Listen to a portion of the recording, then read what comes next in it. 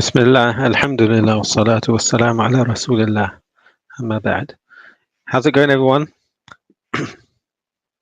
Hope you're all well. Don't know why I keep going live, but yeah, I'm on a sort of got a bit of momentum going, so let me continue. Hope everybody's good today, inshallah. Now, I thought it's a good idea just to go through something beneficial for a few minutes before we go through things like Twitter and the news. So what we've got here is Ahadith al-Akhlaq.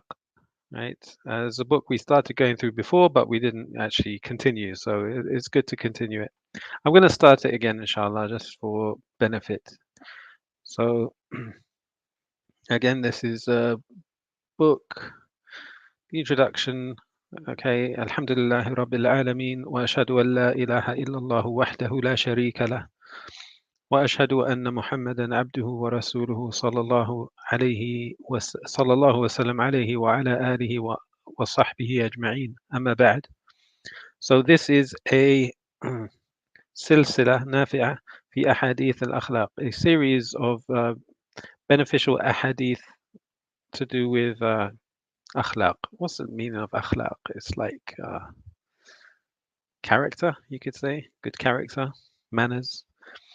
قد قدمتها في حلقات يومية خلال شهر رمضان المبارك.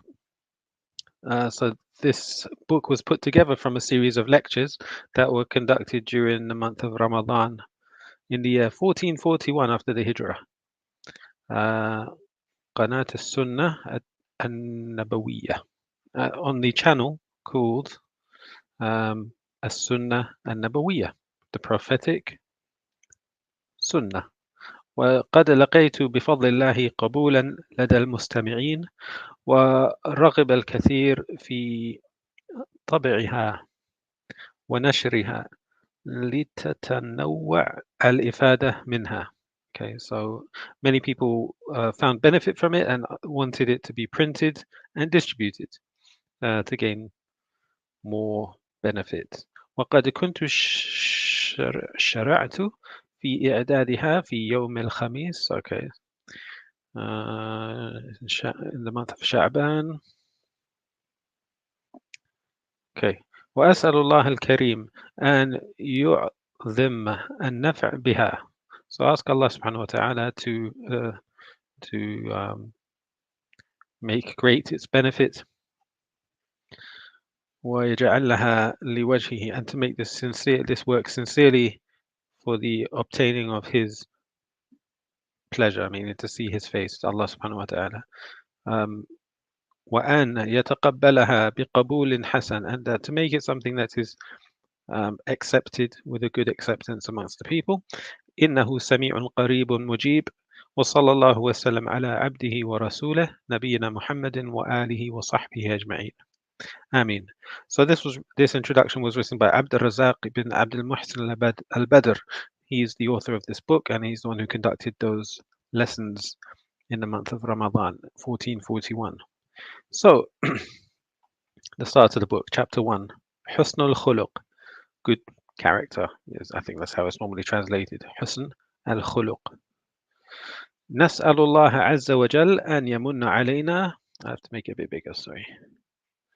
بالأدب الكريم والخلق القويم الذي هو هدي قدوتنا وأسوتنا نبينا محمد صلى الله عليه وسلم. So we ask Allah Azza wa Jal that He blesses us with noble character or good character. والخلق القويم, and upright manners. الذي, well, manners is adab, so khuluq is good character. So noble manners and good and upright character. الذي هو هدي, and that which is the guidance. هو هدي قدوتنا, the guidance of our example. The Prophet Muhammad sallallahu alaihi wasallam, who his Lord said about him, tabaraka wa ta'ala, وَإِنَّكَ لَعَلَى خُلُقٍ عَظِيمٍ. Verily you are of an exalted character. وأن يهدينا لأحسن الأخلاق لا يهدي لأحسنها إلا هو. And we ask Allah to guide us to the best of characters, to the best character. Nobody can guide to it. Nobody guides to the best of character except Allah. And that we also ask Allah to turn us away from the worst of character, the worst of manners, the worst of character. Nobody can turn away from it except Allah. إن الخلق والأدب عنوان فلاح المرء وسعادته في الدنيا والآخرة. So there's something very important to know, that verily the good character and good character and manners, these are you could say the key to success in for the individual, and the key to a person's happiness in this life and in the hereafter. وما استجلبت الخيرات بمثل الخلق الفاضل والأدب الكريم والدين كله خلق. And of the obtainment of all the good, nothing comes close to it except the good character and good manners, and all of the religion. So when you think about the religion of Islam, what is the religion of Islam? All of it is good character. That's really, it can be summed up as good character. زاد عليك في الخلق زاد عليك في الدين. So if a person has an increase in good character and good manners, then he has an increase in good religion. They're synonymous. عن أبي هريرة رضي الله عنه قال: سئل رسول الله صلى الله عليه وسلم عن أكثر ما يدخل الناس الجنة فقال: تقوى الله وحسن الخلق. رواه الترمذي وحسنه الألباني. So, on the authority of Abu Hurairah, may Allah be pleased with him, he said, the Messenger of Allah sallallahu alaihi wasallam was asked of the thing that is most contributory, the thing that contributes most to a person entering into paradise. And he said, Taqwa Allah wa husnul khuluq. Fear of Allah and good character. Now, what's meant by taqwa Allah? We can explain that here. But taqwa is basically protecting yourself from the punishment of Allah. So taqwa Allah wa husnul khuluq. So what's important here is that if you want to enter Jannah, then focus on these two things: taqwa and khuluq. فجعله النبي صلى الله عليه وسلم من أسباب دخول الجنة وقرنه بالتقوى التي هي أعظم وصية. So the Prophet صلى الله عليه وسلم, من أسباب دخول الجنة, he basically told us that from the reasons a person will enter Jannah, or the things that cause a person to enter paradise, and from these things that cause a person to enter paradise is taqwa. Yeah, so let me start again. So basically, good character and good manners. The Prophet ﷺ explained that this is something that will cause a person to enter paradise, and he combined it, qaranahu, he paired it with taqwa. These two things, they are the greatest things. التي هي أعظم وصية. These are the greatest form of advice. قال ابن القيم رحمه الله: أجمع النبي صلى الله عليه وسلم بين تقوى الله وحسن الخلق. So the scholar Ibn al-Qayyim, may Allah have mercy upon him, he said, the Prophet sallallahu alaihi wasallam has combined between taqwa and good character. Why did he do that? Because taqwa Allah tuslih ma bayna al-abd wa bayna rabbih.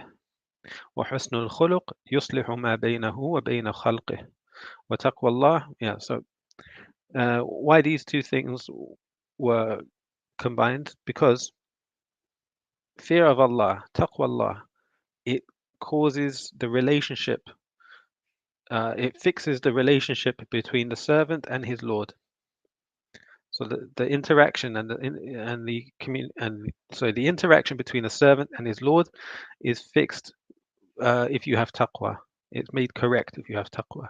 وحسن الخلق, and good character fixes the relationship or interaction between the servant and the other than him from the creation. So your creation, there's two types of relationship: one between the creation and between you and your Lord, and one between you and the rest of creation. You fix your relation between yourself and your Lord through taqwa, and you fix your relationship between yourself and the rest of creation through good character and good manners. فتقوى الله توجب له محبة الله وحسن الخلق يدعو إلى محبته.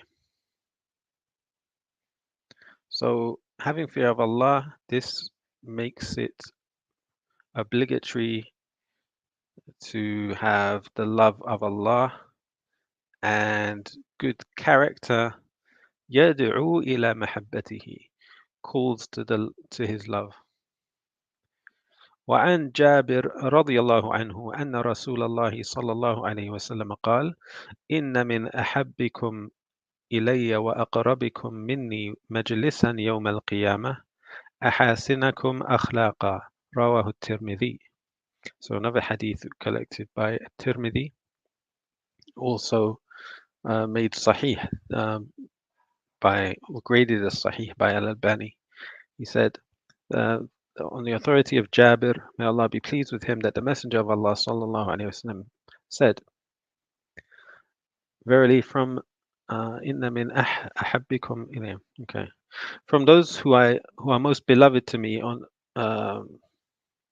and the most close to me, who will be seated most close to me on the day of standing, on the day of judgment, are the ones who have the best akhlaq, the best character. أحاسنكم أخلاقا. فكلما كان المرء أحسن خلقا كان أقرب إلى رسول الله صلى الله عليه وسلم مجلسا يوم القيامة. Subhanallah. So the better your character is, the closer you will be to the Messenger of Allah sallallahu alaihi wasallam on the day of judgment. وَكُلَّمَا كَانَ أَسْوَأَ خُلُقًا كَانَ أَبْعَدَ. And the worst a person's character is, the further they will be from the Messenger of Allah on the day of judgment. وعن أبي هريرة. What's interesting here, that the word for there's many names for the day of judgment. In this case, it's Yawm al-Qiyamah. The word that's mentioned here is Yawm al-Qiyamah, the day of standing. Qiyam is to stand. So Yawm al-Qiyamah. But along with all those, this is the day of standing. The Prophet ﷺ said, the one closest to me, the one that will be seated closest to me, which means although it's the day of standing, they'll be sitting.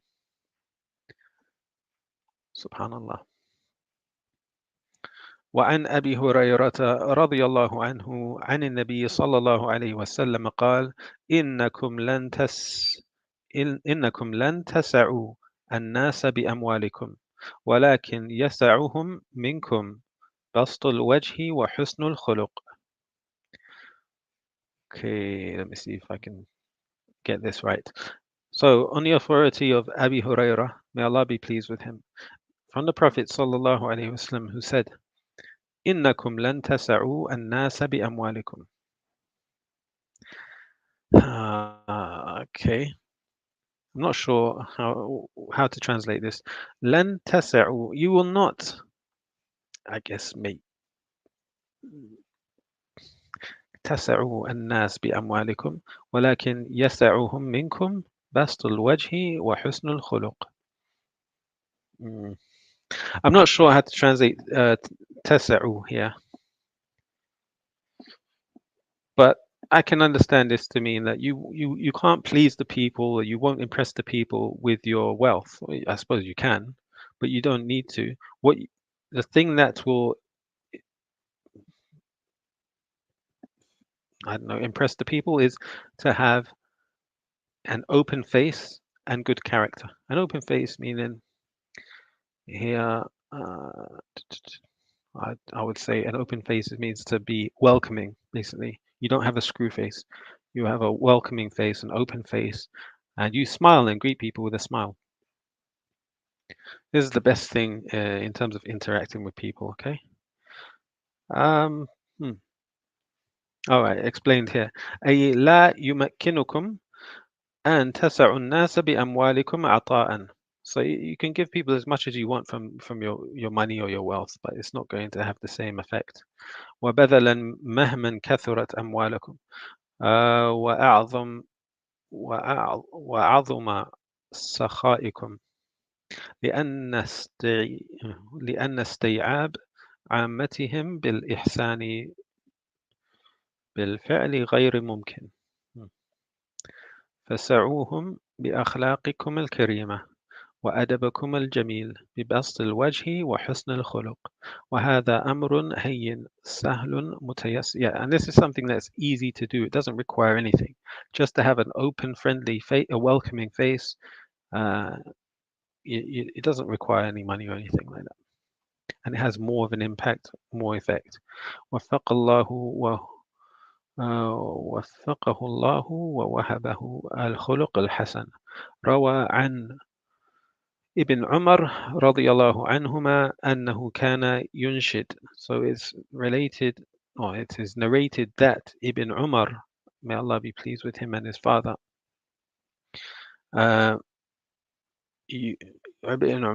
Umar used to recite or used to repeat these verses as in poetry or بني إن البر شيء هين وجه طليق وكلام لين.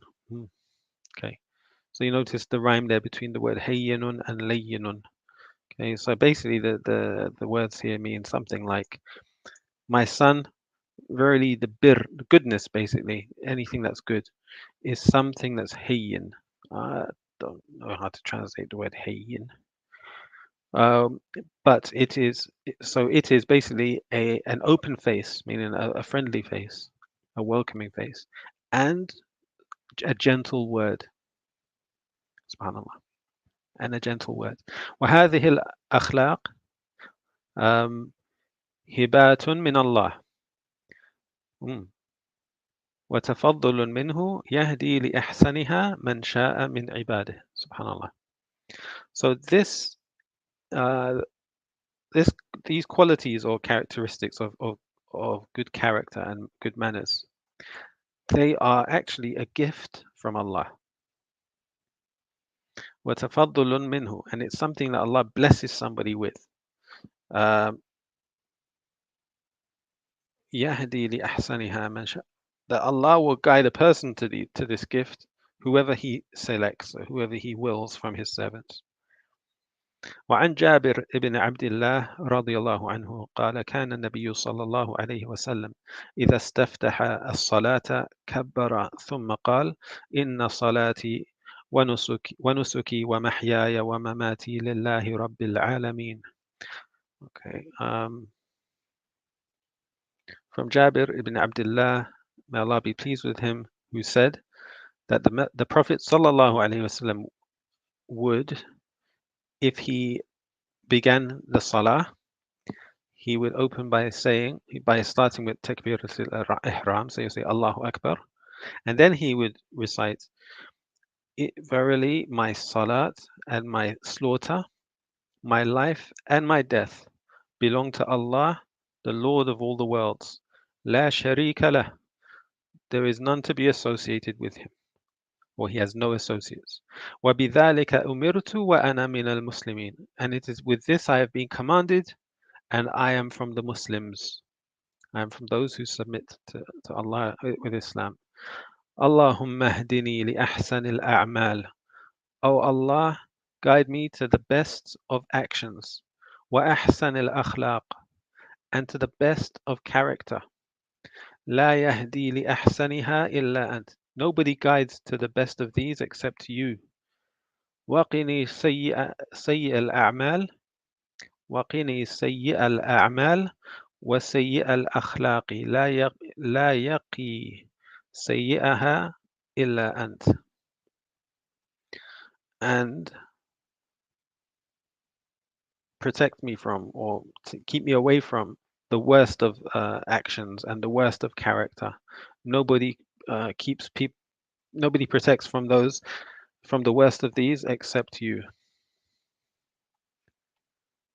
And this is from the hadith collected by An-Nasa'i and graded Sahih by Al-Albani. So, وعن زياد بن علاقة عن عمه قال كان النبي صلى الله عليه وسلم يقول اللهم إني أعوذ بك من منكرات الأخلاق والأعمال والأهواء. رواه الترمذي. So the Prophet sallallahu alaihi wasallam would say, Allahumma, O Allah, I seek refuge in you from the evil character or the bad character, and from the evil actions and evil desires. وعن ابن مسعود رضي الله عنه أن رسول الله صلى الله عليه وسلم كان يقول اللهم أحسنت خلقي فأحسن أحسنت خلقي فأحسن خلقي. So from Ibn Mas'ud, may Allah be pleased with him, who said that the Messenger of Allah sallallahu alaihi wasallam would say, "O Allah, you have perfected your creation of me, so please perfect my character also." The word khuluq and khalq, they both come from the same Arabic root word, so it's a nice wording for the dua. And this is from the hadith collected by Imam Ahmad, and that is hadith number 3 and graded Sahih by Ibn Hibban wal Albani. Okay.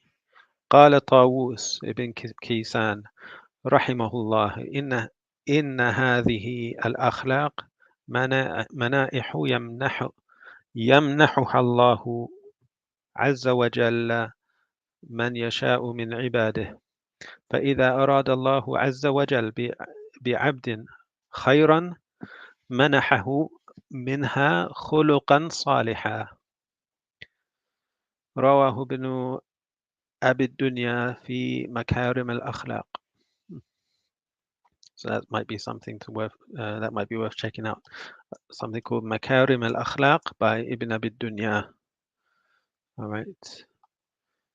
So, but basically, Tawus ibn Kaysan, may Allah have mercy upon him, said, verily, this character, this noble character, mana'ihu, these are blessings, you could say, that Allah blesses a person with, whoever He chooses from His servants. So if Allah wants good for a slave, meaning one of His servants, then He blesses him with righteous character. وعن عبد الله بن مسعود رضي الله عنه قال إن الله تعالى قسم بينكم أخلاقكم كما قسم بينكم أرزاقكم. رواه البخاري في الأدب المفرد. And that was graded Sahih موقوف. So in this hadith from Abdullah ibn Mas'ud, may Allah be pleased with him, who said, verily Allah, the Most High, has distributed, or categorized, or divided, you could say. He has divided amongst you your character, your your manners, your character. As he has divided amongst you your wealth. So some of us are very wealthy, some of us are not so wealthy. Some of us have very good character, and some of us have very not so good character, right? So how the level of your wealth and the level of your manners is something that is a provision from Allah that He divides among His servants. فالذي يعطي الأرزاق هو الذي يعطي الأخلاق. So the one who bestows wealth is also the one who bestows character. قال ابن القيم رحمه الله. So the scholar Ibn al-Qayyim said, فإن الأخلاق مواهب يهب الله منها ما يشاء لمن يشاء. So he said that good character or good character, the qualities of good character are gifts which Allah bestows upon His servants from whoever He chooses amongst them. ولهذا كما أنه مطلوب في باب اكتساب الرزق أمران لا بد منهما. And for this reason, كما أنه مطلوب في باب. Okay, that's from the bab, from the, we'll say door, but from the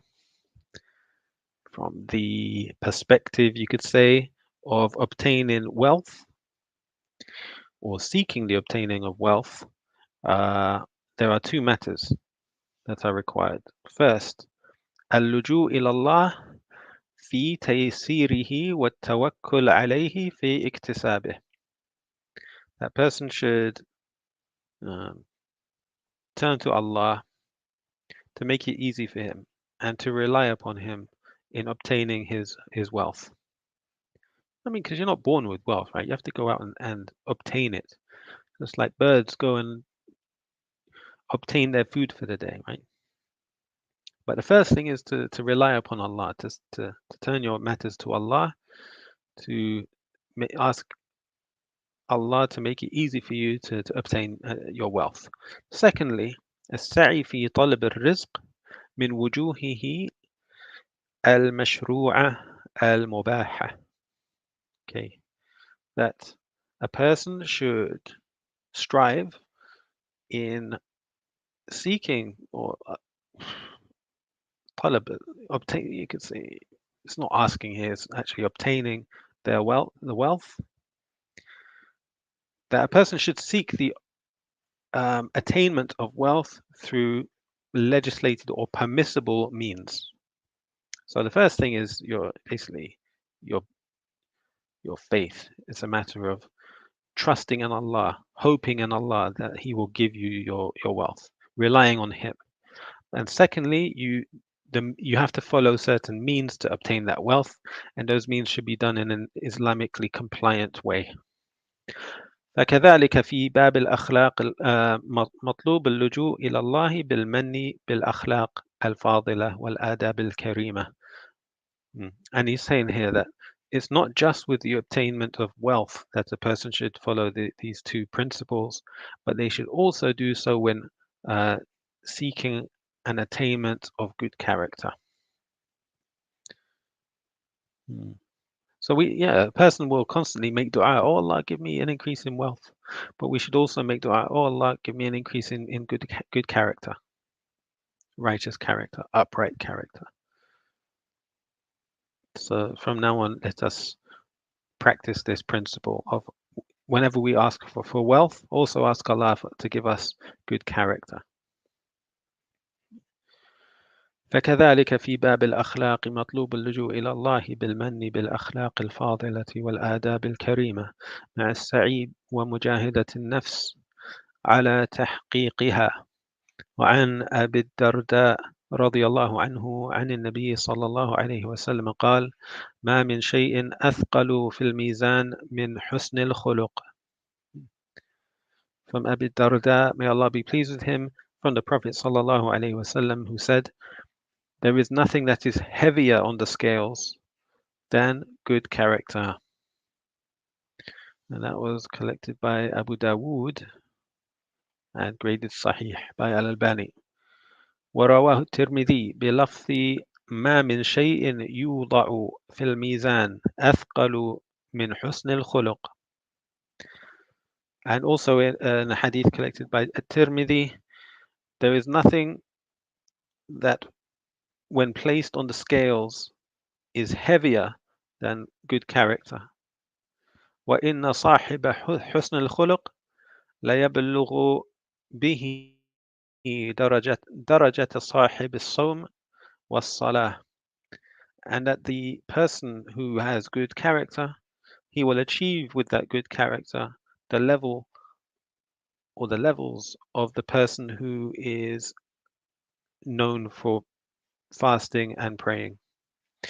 Not just known for, but a person of fasting and a person of prayer. Okay, I think I'll just end at the bottom of this page. Okay. وهذه فيه إثبات ميزان الأعمال الذي ينصب يوم القيامة وأن أعمال العباد توزن فيه وهو يدل على عظيم شأن حسن الخلق وعظيم ثوابه عند الله.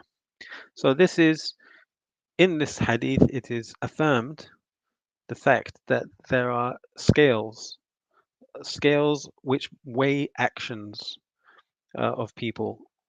And these scales will be laid out on the day of judgment. Again, Yawm al-Qiyamah, the day of standing. And that the actions of the servants, they will be weighed on that day. And also proven in this hadith is the great status of good action, good character, of righteous character, and the great reward for having good character also. وأنه من أثقل ما يكون في الميزان عندما توزن الأعمال. And from the heaviest, the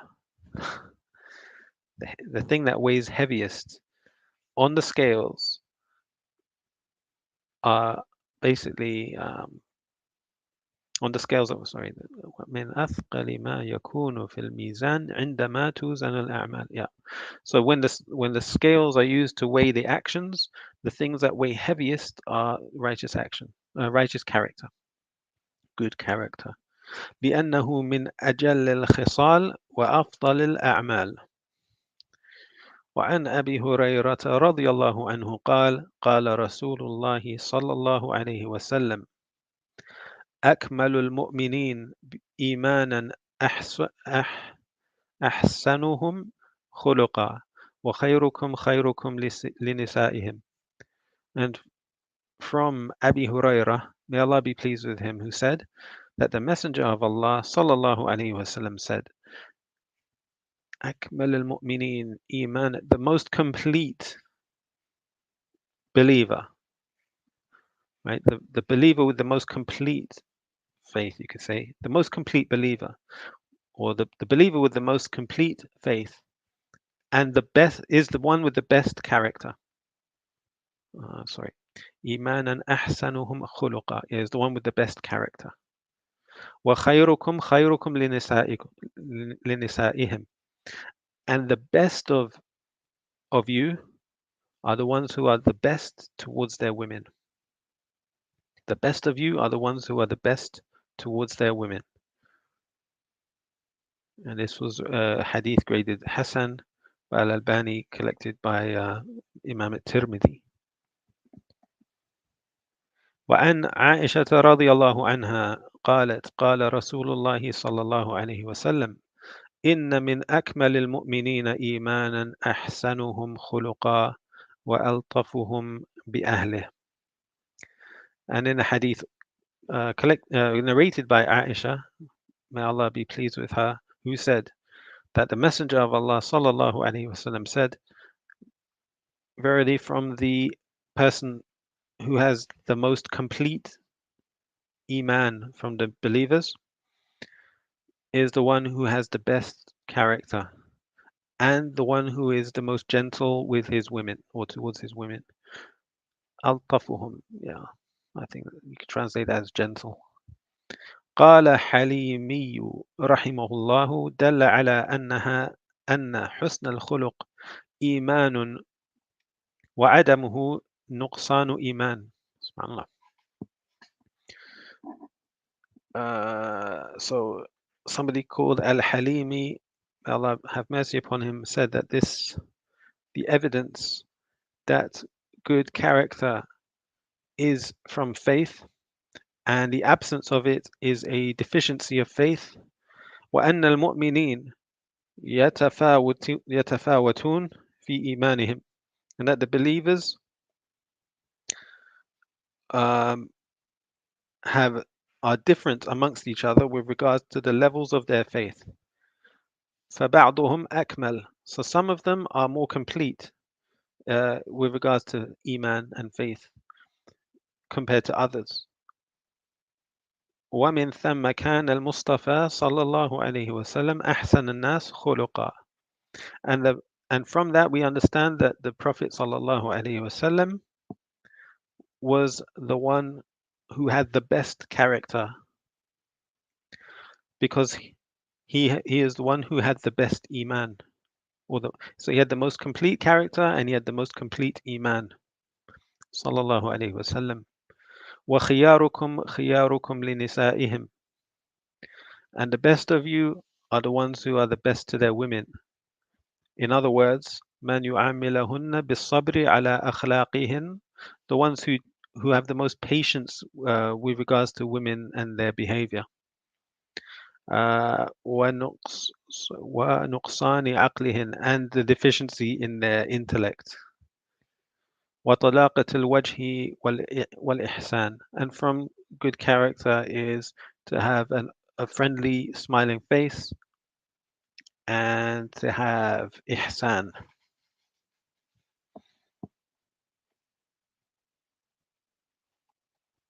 Yeah, I think if you want me to continue, let me know. Otherwise, I'll stop reading here. We can continue next time.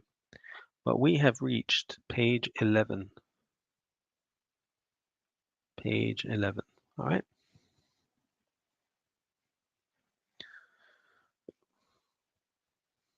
May Allah bless us with good character and to be of those who are closest to the Prophet sallallahu alaihi wasallam. So with that, let's go to Twitter. Allahumma salli ala Muhammadin wa ala alihi wa sahbihi.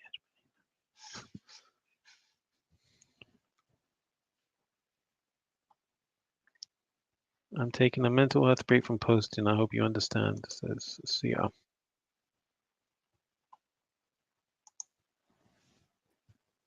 Hello.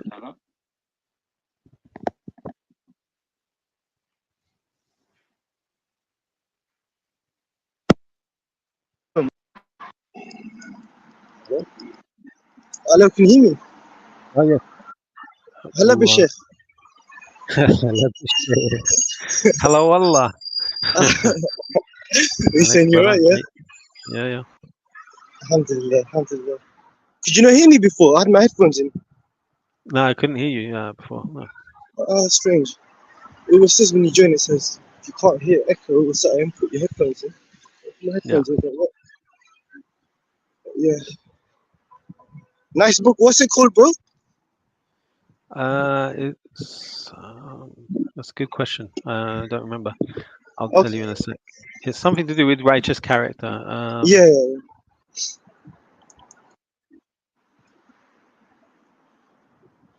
I'll tell you the name. It's got good hadith in it, man. Yeah, man.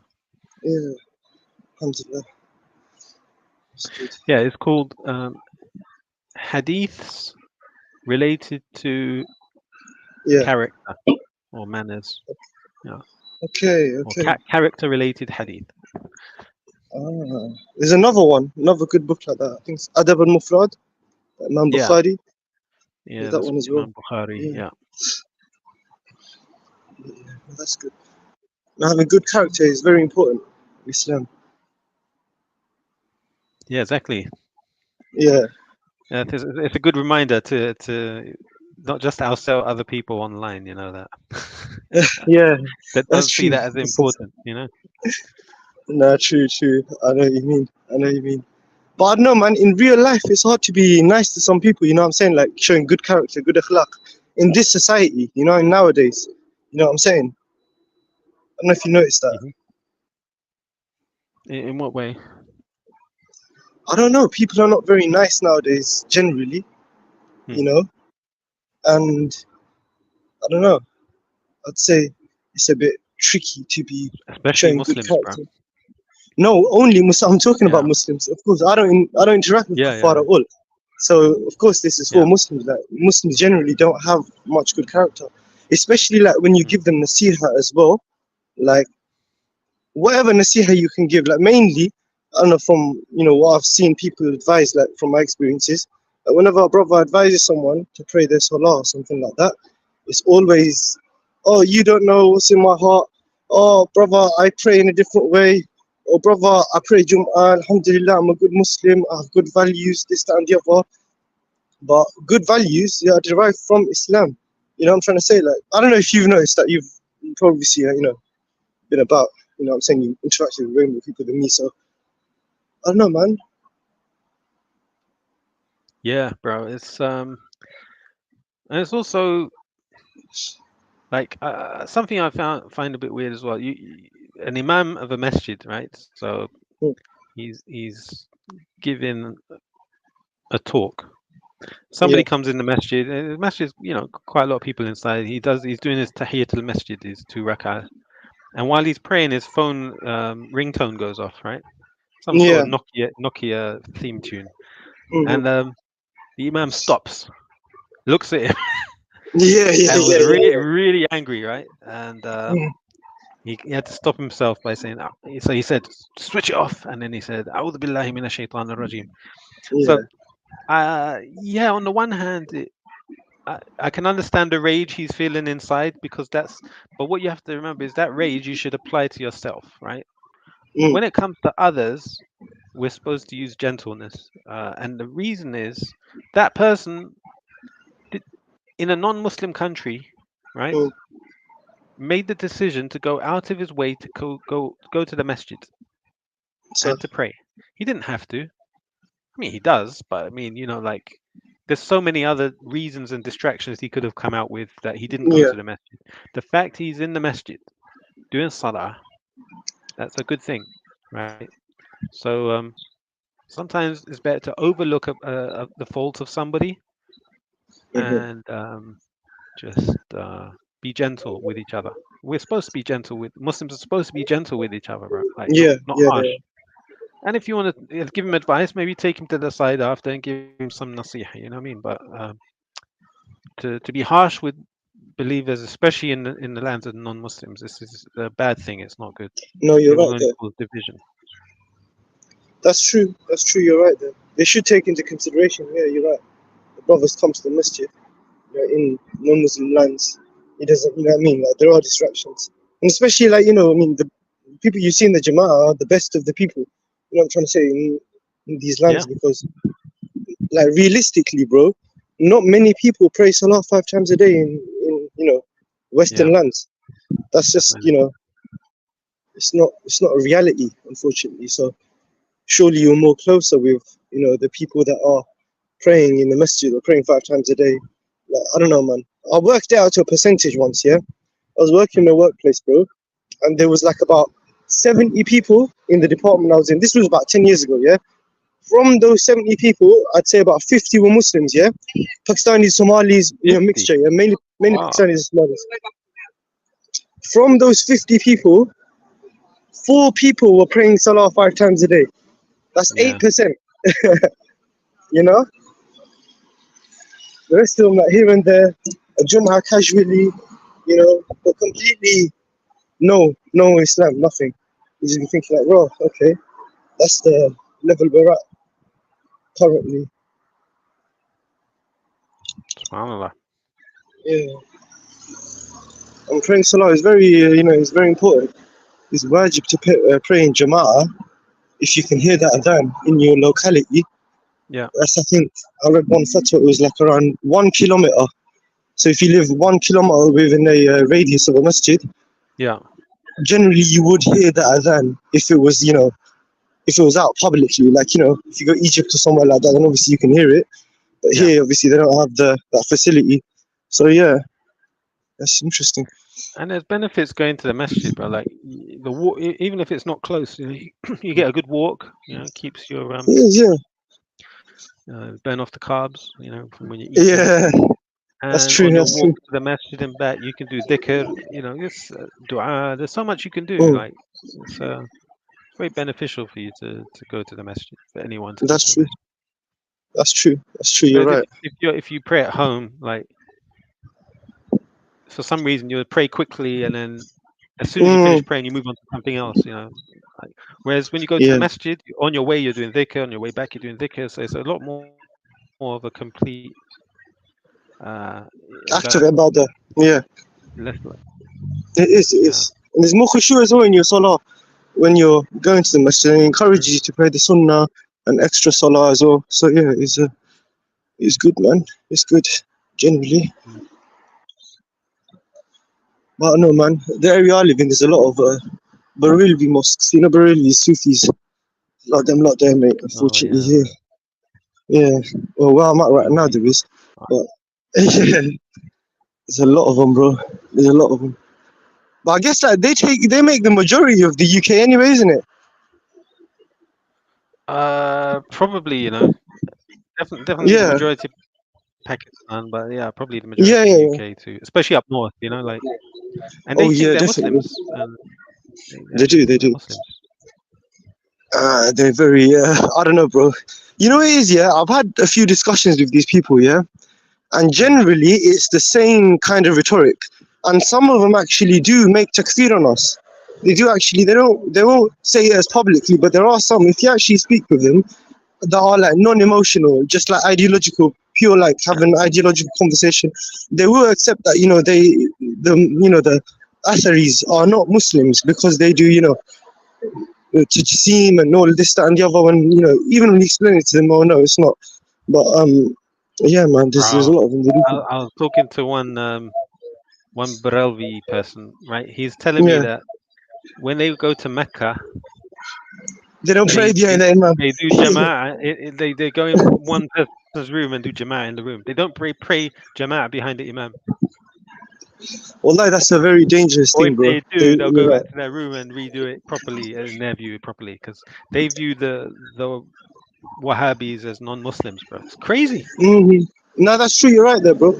It's not just them. Even there was a brother I knew, yeah, and he was telling me about 10 years ago. He met a Ghulat Takfiri. He was friends with a Ghulat Takfiri, yeah. So like hardcore Takfiri, not the ones you've come across online or that we've seen. I'm on about like someone who judges everyone. They're asal in Dar al-Kufr as a kafir until they prove the iman, yeah. And this brother would go to the masjid with him after gym, and he wouldn't pray in the jama'ah. He'd do his own jama'ah in the masjid at the back, which was kind of weird. But the Sufis, they do that, bro. In Mecca, Medina, they don't pray in Masjid al-Haram. They do their own thing, bro. It's actually stupid, bro. I'll be honest with you. It's nuts. And then they get offended that we point out that they're not Muslims. Like, I know exactly. I've got a funny video for you to react to, But I'm gonna jump off in a bit. If you're active later, I'll jump on and I'll show it to you. Yeah, it's an interesting one. It's one of Muslim lanterns though. yeah, no problem. Yeah. It's someone we know that went on their panel. I don't know if you've seen it already. You might have No. actually come across it. You haven't? Okay. You're gonna laugh then. But yeah. On whose channel? He went on EF Dawah or on Muslim Lanterns thing? On Muslim Lanterns, on his actual his live stream that he does. On there, and he was like, yeah, it was funny, bro. I'm not gonna lie. He ended up getting kicked out, I think, because he was too emotional. Oh dear. Yeah. Is it Barelvi? I don't think what it is. Yeah, he doesn't call himself a Barelvi. He's Ash'ari, but he's not. I don't think he's like to that because he's not Pakistani, innit? It's only the Pakistanis that call themselves Barelvis, isn't it? Because after their, that place in India, So that's what they call it. Not Barelvi. He's not Barelvi. He's not British either. Okay. I don't know if you've clocked on. I know. you've spoken to him. You know him as in like how we know each other like that, but you don't know. I don't think you know him, man. Does his You name know, begin with a Imad. C? With a C. No, it's not. He's not emotional there. All right, don't worry. I'll Who's wait for you. who? Yeah. I'll show you. I'll show it to you. Though. It's interesting. You like it. You like Yeah. it. But it's funny. But nah. But no, yeah, they do make takfir on us. They call us mujassimat and all of this kind of stuff. And it's interesting when they are the ones who actually they do tahrif and ta'til, which is similar to the Shia. Hmm. They're actually very similar to the Shia, to be honest with you. They're brothers with the Rawafid in comparison to, with us lot. They don't like us at all. Exactly. Yeah, which is interesting. I don't know. Well, have you met any Sufis in your life? Hardcore Sufis? Yeah. Okay. And they Alright, do the okay. green Well, turban and they go to the masjid and they close the masjid with a key and then they all sit there and do their back and forth thing of oh, yeah. Okay, so you've seen them ones as well, yeah? ooh, or some Yeah. I don't know, man. That's a bit crazy. The dhikr. That's not even valid dhikr. I watched. There was like a fatwa by Fawzan. It's saying Allah dhikr. They're saying Allah is not dhikr. Saying La ilaha illallah or something. This is like what the Barelvis do. They say Allahu, and then they even like shorten it. They go who. That's what they do. And it's like, but it's crazy, man. It's not just Pakistanis though. There's a big community of Sufis in Turkey, Morocco, Sudan.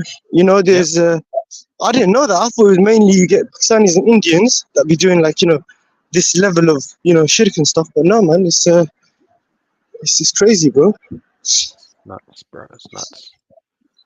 I had one discussion with one of them, yeah, and I said to him because he was like basically we were talking about calling on other than Allah, yeah, and he was saying that look, he was putting out hadith that were like very ambiguous that you could like the hadith of the blind man. And there's another hadith as well of, well, it's not a hadith, it's a riwayah of when there was a drought in Medina, and I think Ibn Abbas, something like that, yeah, anyway, yeah. But they weren't strong hadith. I said to him, brother, look, yeah, we've got in our books of hadith, yeah, we have chapters on menstruation, yeah, and men scholars, that are men, this doesn't apply to them, they memorize these hadith on chapters of menstruation.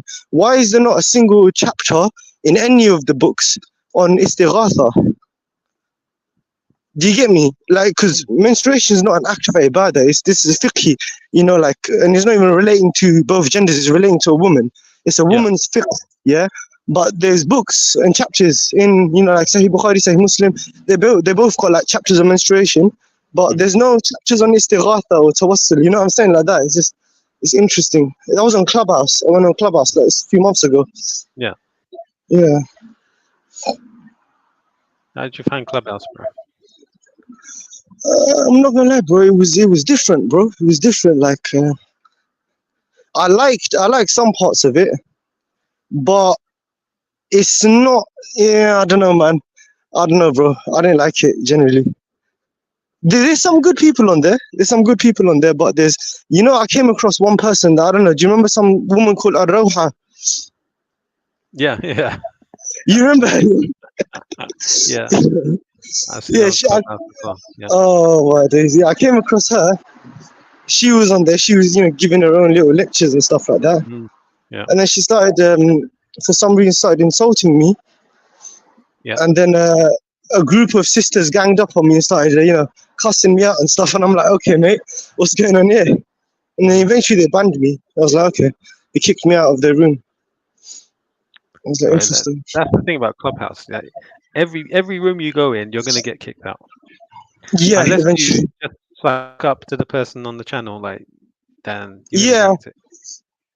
Any critical thinking or independent opinion, just not welcome. They don't take it well. Everyone, yeah. Even people that are supposed to be, balanced Muslims are the same. It's crazy.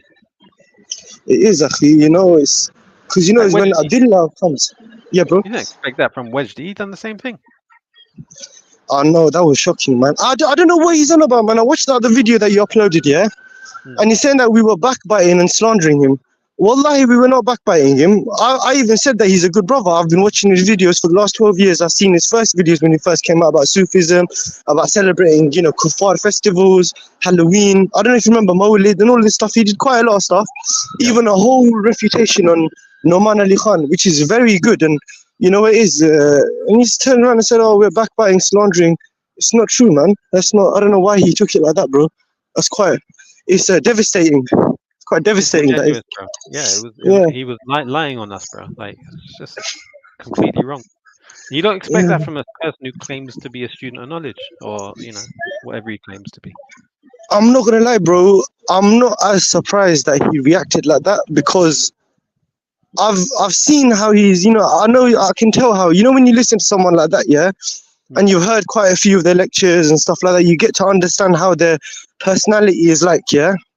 Yeah. What I was actually shocked at was the after bit, when he kicked you off, because I expected him to kick you off and be like, khalas, he's gone. But then no, hala bi sheikh. And then after that, that was so shocking. The whole, I didn't expect that, and that was saddening because you know what, wallahi, I've been his reaction. Even now, I got a level of respect for this brother, yeah, and I like him as a person. I like him. I think he's good. Obviously, I don't agree with him on a lot of stuff, especially to do with the rulers and stuff. But that doesn't, he's been someone that I would direct people to, like revert. So if they've got like someone like asks a question about something, Mawlid or something like that. There's been a couple of reverts that I've sent his videos to, but he's, now, because he's doing all these public lessons, like everyone is doing Aqidat al-Wasitiyya Sharh. Every single person is doing a Sharh on Aqidat al-Wasitiyya. I don't know how, there's so many available now. Abdurrahman Hassan's doing it, Abu Musab's doing it, there's, and it's not, I'm not being funny with you, it's really not necessary, you know what I'm saying? Because you might disagree with me on that, but there's, ulama that have done Sharh on these books, these classical books, these are good texts of Aqidah that I even taught, through semesters and stuff, in, Islamic courses. But the fact that everyone's doing their own little tafsir, their own little sharh on it, it makes it, it makes it look cheap, when this is not cheap. This is something very valuable. So, I don't know now. I wouldn't forward anyone to him now because there's no one generic anymore. Everyone's got their own like agenda or a political motive. You know what I'm saying? Yeah. It's it shows as a person can have knowledge, right? But as this book we were going through earlier is pointing out that character or good manners, shall we say, is something else. Having good manners. Now, kicking someone off your channel rudely, right, and then banning them, and then insulting them, that's not good manners, bro. And good manners is something that Allah blesses a person with. Just like a person is blessed with, if you don't have money and you want to have an increase in wealth, you have to go and ask Allah for it, and then you have to go and work for it. So, and that's the same with good manners as well. You have to ask Allah for good manners, and you have to go and seek the good manners too. It's not just something you're born with necessarily. So it was disturbing, bro. Like, if it was a jahil, ignorant person treating me like that, that happens all the time on Clubhouse. You get some jahil, ignorant person, but I've been treated with more manners on G Block, bro. True. At least they let you say your point. Me out and booted me and banned me. No, they welcomed me on there, bro. Like G Block. Yeah. And this guy's supposed to be Ahl Sunnah wal Jama'ah. Never spoke to him before. I was polite to him, and it's madness. And you were good. Claiming that we called him munafiq, and Nah, we never said that. That's wrong. I don't know why he's saying that kind of stuff. There was no slander. There was no backbiting. There was none of that stuff. I can understand why he feels, like that, but he's heavily exaggerating it, man. He's acting, this is beneath him. Yeah. If it's just a random YouTuber, I got no problem. I'm used to it. But he's claiming to be a, person of knowledge. He's giving lectures. He's teaching. That's what's nuts. Yeah, and he done live streams with what's that guy, Dawah Man as well. I won't be surprised if Dawah Has he? Man the same. Yeah, there's videos of him and Dawah Man doing stuff together. Oh, that one man's gonna violate you, reaction. If you ever do one of these to him, bro, he's gonna he's gonna show you the worst akhlaq, bro. That's my prediction. That's interesting that you say that. Like, it's very interesting. Why would you think that? I've got a feeling. Usually, I'm right about this kind of stuff. I expected Abu Musab to react like that. Yeah. I wasn't surprised at that. Like I said, I'm surprised by the way he continued to talk about us and had this like group mentality, which is, like gang mentality. When, the Sheikh came on, Sheikh Faris Hamadi, he came on. That's when, that's what shocked me. But why I say about that one, man, is because I've been observing this guy for a while. You know what I'm saying? Like, I've seen how he was, how he is. Yeah. And like, I don't want to, like, I'm not backbiting about him. I don't think that this is backbiting, or is it backbiting? But like, I don't like the stuff he's coming out with, bro. Whether it's like, refuting 15 groups in 60 seconds, you know what I'm saying? Claiming Ta'if al-Mansura for himself, this Firqatun Najiyah, mentality. That one, man. Have you not seen that video? Right. No, that. But I'm, yeah, I can imagine it. Yeah, definitely. Yeah, it's like, no, bro. The stuff he comes out with, even from before, like, that was weird. Auntie penetrated nephew, this kind of nonsense, you know what I'm saying, on the Nasiha sessions that he was doing. I don't know if you remember him from then, yeah? When he had a small beard, when he was up with Ali Da'wah, him and Ali Da'wah were like friends, that kind of stuff, that would cringe me out. And then, I can understand certain things he's done, but I would have, like, if I was on his level, I would have approached it a different way, like going to Edgware Road on Eid Day and giving a big, did you watch that video? You seen that? Was he crying? I don't know. Some emotional speech. Yeah. He was crying. It was that was like that was unnecessary. Like, I mean, I get what you're doing. Yeah, you're enjoining the good and forbidding the evil, but not like that. There's other ways to handle it. You know what I'm saying? And if you're, I'd expect him to be more creative. You know what I'm saying? A bit more creative with his ideas to, do that kind of stuff. But no. And then, like, you can tell how his personality is. He's going to be like, brother, who are you? Who have you studied under? Have you got tazkiyah? Brother, do you know Arabic? And then, boom, finds out you know more Arabic. Then he's like, brother, you are misguided. You are on this ikhwani manhaj. All of that stuff. And then the Arabic accent comes out. And he starts quoting Ibn Taymiyyah. All of that kind of stuff. And then it just all goes downhill from there. You wouldn't... I think he would probably test your patience. Yeah, so on the outset, from the outside looking in, you see somebody online that is quoting all these books. Remember that guy on Abu Musab's channel? He was like, Shaykh al-Islam Ibn Taymiyyah said in Wasiyat al-Sughra, right? So you'd expect someone who reads these type of books to have, good akhlaq. They would welcome you. They would listen to your opinion, and they would have a proper ilm-based discussion.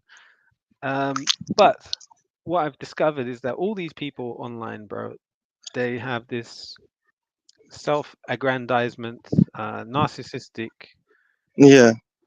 mental illness. They all think they're some superstars, bro. And they're better than you, right? This arrogance that they're better than you, and they don't have to listen to you. You have to listen to them. The moment you have an independent thought, you have to be blocked and kicked out, and then you're just nothing. You're a nobody. No, that's true. The sad thing about it. It shows. This is what, for me, it shows a lack of sincerity. No, but it is narcissistic. What you're saying, it might sound heavy, but this is, these are traits of narcissism. When they genuinely think they're above people. You know what I'm saying? And I've seen that one, man. You were selling a course, bro. Like about a year ago, you started selling this course, like some Andrew Tate thing, yeah. Yeah. And like then using a hadith and stuff like that. Abu Bakr or something, right? Was it? Yeah. That's what it is. Yeah, that's what it is. And like you just think like, subhanallah, is this like really? Is this what you're doing now? And I see like these ads and stuff. I don't know, man. There was one group that there was like even selling, not these lot, another people that I seen an ad for on Instagram ads. Yeah, it comes up. And there's a Laylatul Qadr group chat. And I'm not, and then they're selling a course for how to get you, how to, become the best version of yourself as a Muslim. And I'm not thinking, bro, really, is this necessary? Like, is this what it's come to? You're selling the deen now, subhanallah. Is that what you're doing? Well, I don't know, man. If you get an opportunity, though, chat to Dawah man, though, bro. That would be an interesting one. Yeah. I mean, I would hope that he's not of the character that his compatriots online are presenting, and but I wouldn't hold my breath at the same time. Too much experience, right? It's proven. I don't know, man. I only think the only person, the only two people that I can think of, on the Dawah scene that I like that are not, like on that level. Well, I'd say Muhammad Hijab is alright, yeah. Muhammad Hijab is a humble person in real life, yeah. When you speak to him one to one, he is humble, agreed. yeah. Definitely, yeah. But even Ali Dawah as well, they're both down to earth, very welcoming, yeah. I'll tell you something funny, yeah. This was about, subhanAllah, a long time ago, yeah. This was like in 2011 or something like that. I saw, Adnan's son, what's his name? Musa Adnan. Yeah. I bumped into him, yeah, in Ealing, yeah. I saw him and he was with Ali Dawah, yeah. And at that time, I didn't know obviously of all of this like speaks and stuff. I saw like Musa Adnan's like, videos and stuff. And I saw him, and obviously Ali Dawah was more famous than him, yeah. And I saw him, I went up to him, I was like, yes, brother, assalamu alaikum, what are you saying? You good? I like your stuff online, you know what I mean? You're doing good, keep it up, yeah? And I completely blanked Ali Dawah, yeah? And then afterwards, I was like, this guy looks familiar. And then after I realized, oh, what? That was Ali Dawah, okay. And he was there, and I remember the altercation, yeah? He was just looking at me. He was just staring at me like, you know what I mean? And I was thinking, why is this guy staring at me for, yeah? And I was like, yeah, I can get it now. He's probably thinking that, hang on a minute. Where's my VIP handshake and all this, that, and the other, you know what I'm saying? You fanboyed Musa, but blanked Ali Dawah. yeah, literally. It's like that. And I was like, oh my days. Afterwards, I was like, okay, that makes sense. But now, the only two people I would say that, you would probably get good conversations out was one, Daniel Hakikachu. I think he'd talk to you properly. And I'm not gonna lie, Bro Haji, bro. Yeah, I've met Bro Haji at Speaker School and I spoke to him before. Okay. It was pretty cool. Yeah, pretty. He's alright. He's good. He's good. I used to chat to him. But I didn't know his position on his aqeedah at that time. If I did, and I spoke to him on those matters, I don't know how open he'd be. That's the only thing. But, he claims to be Athari in aqeedah. Yeah. Well, I know. Maturidi, whatever that is. Yeah. No. He told me directly, he goes to me, he's Athari in aqeedah. But I can understand why people think he's Maturidi. I think he's just had like a lot of, the Deobandi upbringing. Yeah. The Darul Ulooms and stuff like that. Because he's from Birmingham as well, isn't it? He's anti-Miao, as you know. There's a group called people who hate Wahhabis, right? They call them Miao. M-A-W. Yeah. Yeah. I've seen very anti-Miao, bro. I know, that's what I don't like that. Oh, well, I used to chat to him before all of that stuff.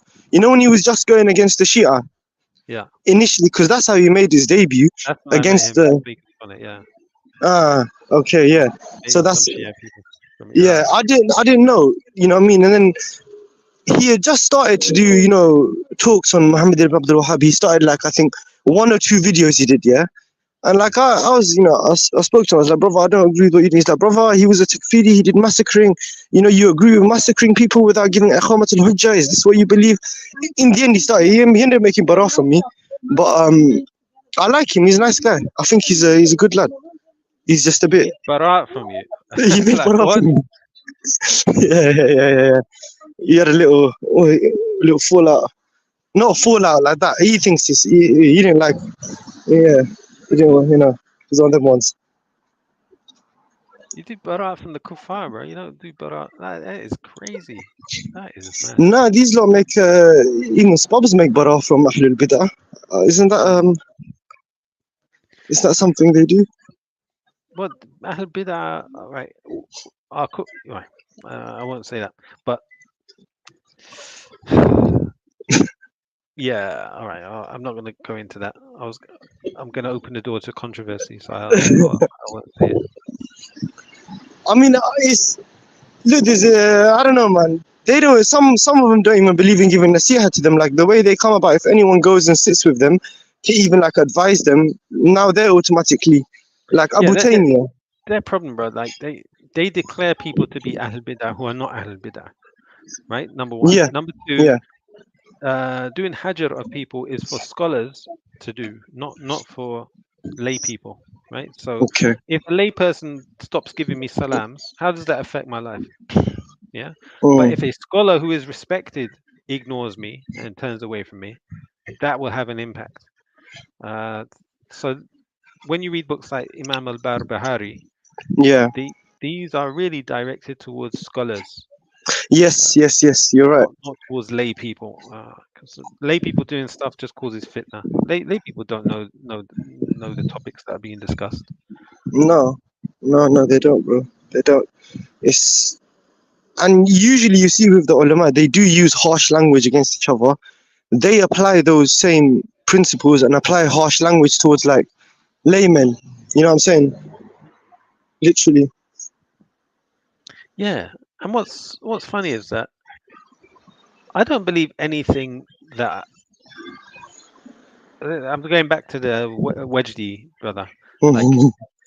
nothing I said could be construed as bid'ah, as far as I'm aware. No, So for him to do bara or like hajar, blocking blocking, you. that what basis was there for that? If I'm not ahl bid'ah, I think they jumped the gun, bro. I think they literally like assumed that you're an ikhwani because, but obviously you're not an ikhwani, and the stuff you were saying is right. Like there is more repercussion for being labeled an ikhwani than being a kafir aslan, or even a murtad. Like honestly, you're more safer in Egypt or any other country, Kuwait, yeah, for example, UAE, than being an ex-Muslim atheist that is not just an ex-Muslim atheist, but one with a following that is, refuting the Quran on YouTube. You get these, you get with these yeah, murtadeen, yeah, that they, when they leave Islam, they refute the ideology of Islam, they try to attempt to anyway.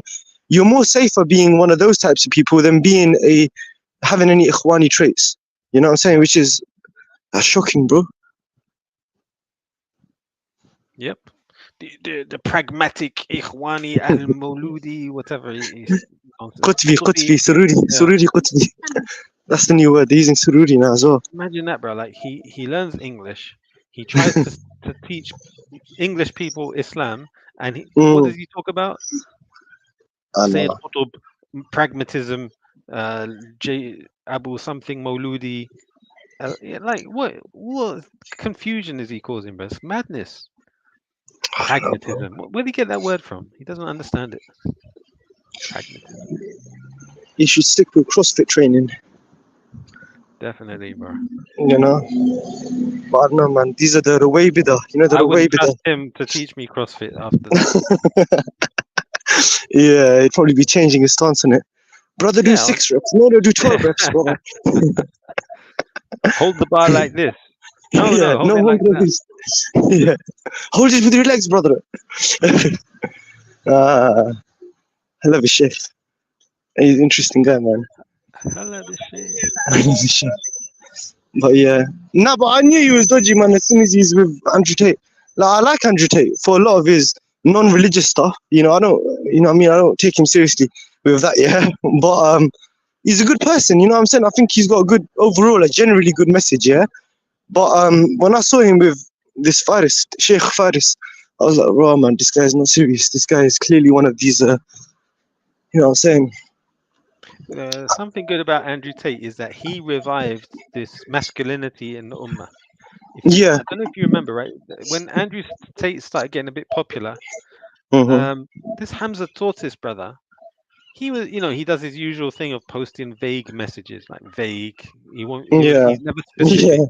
He was criticizing, oh, what's wrong with the Muslims today that they're following, hyper masculinity, blah blah blah blah. You use these Yeah. academic words. But he's talking about Andrew Tate, but he's just not mentioning his name. That's all it is, right? So Okay. Throwing shade yeah, indirectly. Yeah, he was going at him because he was trying to defend the Muslim women, who were feeling offended by it, right? So, Yeah. and then all of a sudden, a few weeks later, he does a 360 and starts becoming pro masculinity and all that stuff. Selling the same message basically. Yeah. And there's this brother called Gabriel Romani. I don't know if you've seen Oh him. yeah. No, I didn't.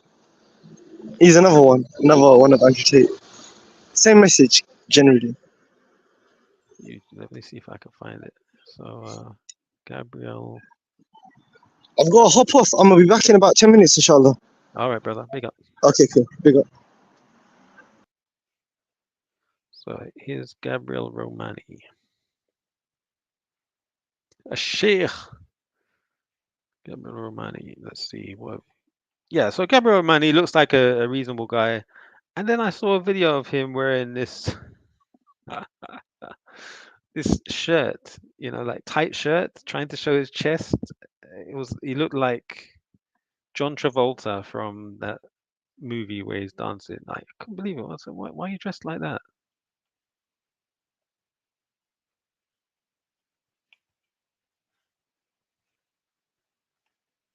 Yeah, that looks fine. But where's the? Yeah, is this the one? Maybe. What were you believing in? What was the thing that made you question your beliefs? What are the 3 biggest challenges you faced when you converted to Islam? What the heck? What else?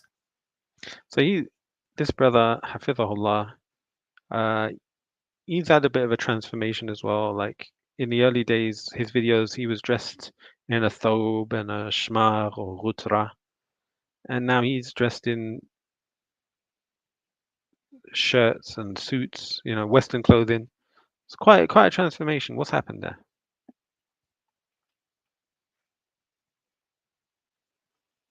Yeah, I mean, Muhammad Ali, the boxer, said, a person who views the world the same at 50 as he did when he was 30, or something to that effect, he's wasted 20 years of his life.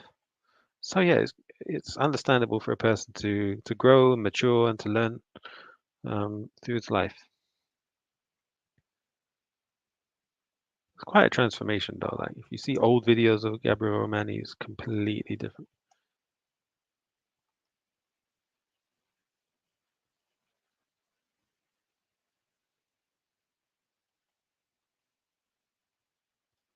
But this kind of showing your chest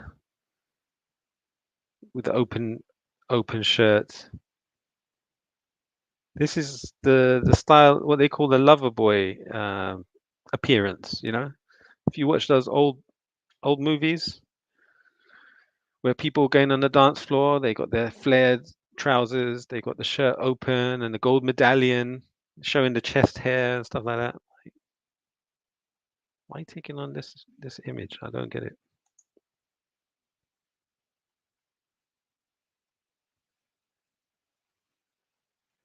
Anyhow, I'm not gonna go on. I'll try not to think the worst of the brother. But it looks like he's part of the in crowd as well. Look, he's got Sheikh Uthman there. The clique. I went to high school. Every girl said, I want a sensitive guy. I want a guy that... Why do women like bad boys? Yeah. What do you mean? Why do women like bad boys? Who cares? You want to get married, right? As a Muslim, you just care about marriage. Why do you care if women like bad boys? And what's that got to do with anything? Being a loser.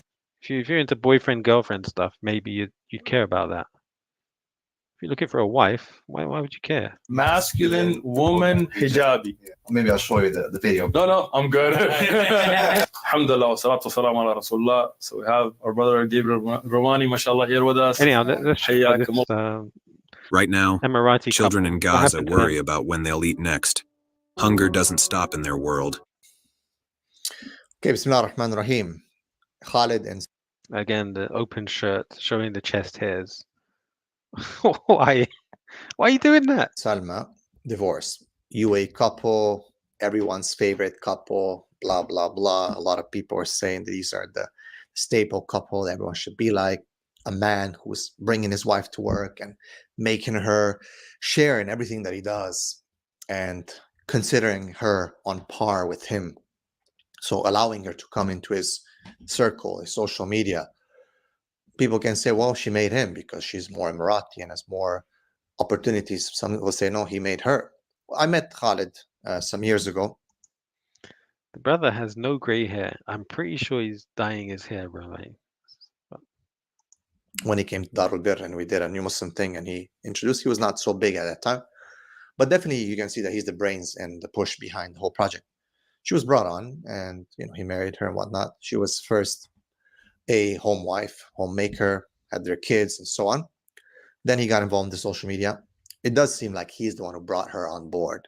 He's the one who, maybe she was complaining, maybe she was not happy with the attention that he was getting. And this is the condition of most women today, that they want to be on par with the men. They want to be out there. And they'll put the pressure on. They will put a lot of things on. And then, boom, divorce. But who's Khalid? This is Khalid. Okay, he is American. His mother is American, more American than Emirati. He dresses like Emirati. He has Emirati citizenship. His father. what are you talking about, right? His mum's Scottish, not American. His mother is Scottish. How do I know that? Because he done a video with his mother. Why did I see it? I was visiting the Emirates and it came in my YouTube feed via the algorithm. Yeah, his mum is Scottish, which is from the UK. Emirati. He has benefited definitely from that. Why would someone share this piece of content? And I think by asking that question, we give our content the best chance of it being globally accepted, regardless of your culture, what you believe in, what demographic you are. You're going to watch that content. You're going to, yo, man, that happens to me, man. Let me share this with my friends, my family, my wife, see what you do to me. So that's what we think. Okay, so when you look at, you might be like, no, brother Gabriel, she made her own, she is her own person, or whatnot. If we look and search, well, he's got 50 million followers. If you look at Khalid Al-Amri followers, you find that he has, on Instagram, for example, 3.1 million followers. When you look at his Facebook and Instagram and everything and YouTube combined, about 50 million or more. When you look at Salma, for example, on YouTube, she has actually 1 million, 1 point something million. So she's way below him. So we're not here to debate who and what, but what we're here is that definitely the brother brought her in, and that was a mistake. Now, most of the reactions, when you look at it, has been a lot of reactions. I did probably one of the first ones on Instagram. It was a short one because I wanted to see what's going to happen. I wanted to see what the different angle that people are going to take, but especially to progress and see what is going to happen in what they reveal about themselves. Funny enough, Salma was the first one, of course, as a woman, to complain, to jump on a podcast and talking about forgiveness and about abuse and about trauma. And typical, again, we don't know what happened. We're not going to say that maybe didn't do this, didn't do that. So I don't like to jump the horse. Most of the reactions of people said, bro, you shouldn't have brought your wife on camera. You shouldn't have brought your wife on a podcast with you on all these things. I did touch upon that. I believe Hasad and Ayn, this is something that kills it. Of course, these guys were supposedly perfect. Of course, what I would like to highlight is that no, they were not. I'm not going to go into the Hasad and Ayn. This is Al-Ayn Haq. The Prophet said that. What I'm going to look at is the fact that the appearances that people get deceived with when it comes to social media and these cute couples that I've criticized, not the people, oh my God, Brother Gabriel picking on the people all the time, picking on women. The concept of the youth man who's going to show his wife in front of everyone. By the way, we have other problems that we have to deal with our women these days, men. We have barely any authority. But now to even go past that and push your wife to be on a platform with you, and to disrespect you on a platform, and to act funny with you, and be all funny with each other. Obviously, what do you expect is going to happen? So don't be deceived, brothers and sisters, especially the sisters. Don't be deceived to think that a couple is super cute and that's how you want your husband to be, because it's so amazing traveling all the world and showing everyone the reality of life and Islam and love and so on. Yeah, While can you tell us why they divorced? In the Why all background, this you're suffering. long This is social media, guys, Background. sisters especially, who always judge their husband and compare their husbands to these. Sorry, but the youth, man, and to show her with hair up to here and this and showing body parts and all that, you have to be a weak man. Now, maybe Khalid had enough, because now if you look, he had a transformation. He definitely looks much better now. We have to admit, he was way overweight. He was way fat. He's gone through a transformation. He's gone to be a better looking guy. Definitely, he's got the value. He's making money. And he is definitely attracting attention, and most likely of females as well. So yes, I'm sure that Salma was not very happy with that. This is the reality, guys. You got to understand the reality. So it caused problems and a rift between them. I presume that has to do a lot with it, and the fact that there was jealousy between her and him, and most likely from her side, that she saw him succeeding, she saw him take off. She saw him that even though he's not Emirati, and by the way, sometimes people look down on others, Of course, especially in certain parts is of he the not world, Emirati? that they His think dad's that not because Emirati. I'm from a certain ethnicity or a certain culture, that I'm better than you. And this guy showed her that he can do a lot more, and he was able to leverage his ethnicity, his nationality, his multiculturalism, and he was able to get a lot more out of it. And you can see it in the videos. You can see that there was a foreshadowing of this taking place. You could see it, that there was a lot of problems. One of the things that I want to highlight here, other than the deception of them being so happy, was the fact that even though they talked about the possibility of them divorcing and that they had issues, a lot of people were not paying attention. All they could see is the glamour, the beauty, especially sisters. How many men have suffered because their wives were saying, you should be more like Khalid. You should be more like this. Look how he treats Salma. Look what he does for you. Keep me quiet. You keep me pushed down. I don't get to do all these things because Khalid does it. You should. And this is not the first phenomenon. How many times women have made themselves suffer because they compared their husbands, work hard, who might be very good, decent man, maybe average, but they compare them to these social media sensations. And in doing so, they commit dhulm to him. And yes, many cases, how many men have put their wives down because of Salma and women like her and pretty women and this and that, and putting them down, even though they have a very good woman at home who wants to be private and just take care of herself, but she's not appreciated because she's not like Salma or like on any of the other bimbos online, with all the respect, showing their body. And I mean, it's insane. But what I want to say here is that what people need to understand is that men and women should not have this shared equality that people are trying to push. No, men do their thing. They should still stay within halal, of course. And women have to do other things. Women have to stay with what they're good at. Okay, that's number one. Let them stay in what they're good at. Being women, being feminine, being the mothers, nurturers of souls. A man can do the front work. Point number two, the disrespect. Even out of joke, a man and a woman are not going to get along. At some point, someone's going to get hurt. Even though you're trying to put a show, trying to make people laugh, the disrespect that's being pushed for the sake of entertainment and trying to show the funny things of couples, in the end, it doesn't work like that. Because a man is going to have a limit. A man is always going to be a man, and a woman is always going to be a woman. As much as we try to make them equal, the man and women are not the same. So, in the end, the genes of Khalid kicked in, his pride, his strength, and we're going to see. Let them talk. We're going to see what's happening. Not that we should be paparazzi type of society where we are so careful and so caring about what their issues are. But it's an interesting lesson for everyone to understand why this perfect picture couple became, or they are divorced. Okay? Because a man is going to be a man. Khalid started working on himself, developing himself. Now she seems like she's trying to still catch up with him and have her own podcast. And it just, sorry, Ani, it just, with him, even though there's a lot of haram elements in what he does, in the end, he's a man in the world.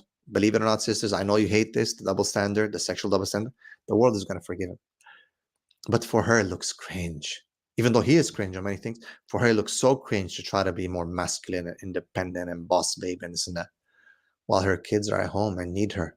The only time a woman is attractive is in line with her fitra is when she acts as a woman, as a mother, as a nurturer.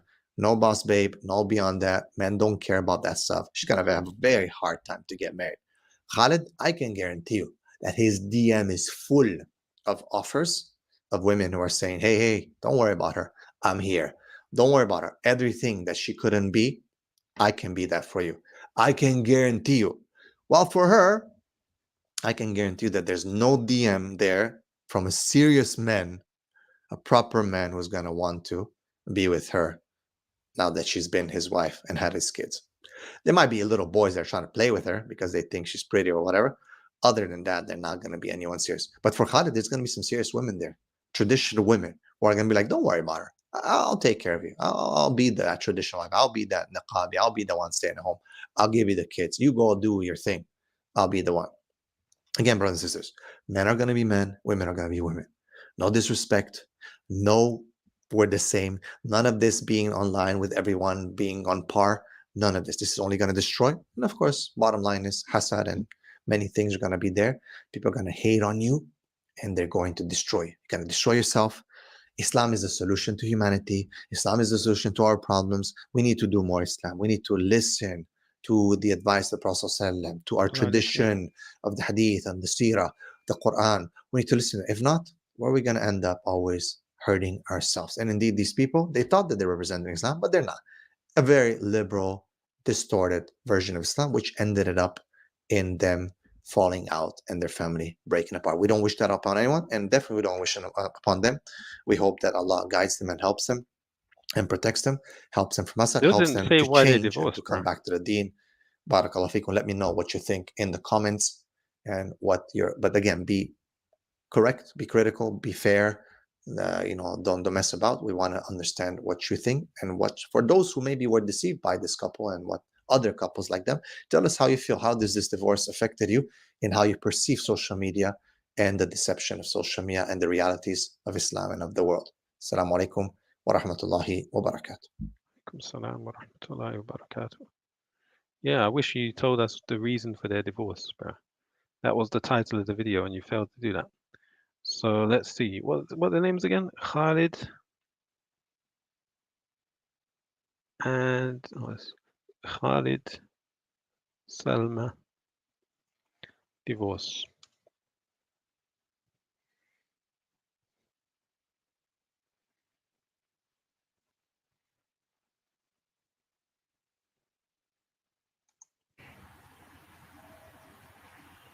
هل أنت كنت عم تعاني؟ اوكي خليني اقول لك in a nutshell and I'm not gonna explain more. فكر فيها اوكي بحط لك اياها بهالطريقة. ساعات يوم اشوف عيالي خليفة وعبد الله يلعبون مع بعض ويتضاربون مع بعض انك screaming and laughing all day يعني normal kids يلعبون they're having fun. Sometimes I just slip away and go to my bedroom and I just go under the cover and I cry وأنهار صياح. And I'm like, I never had one day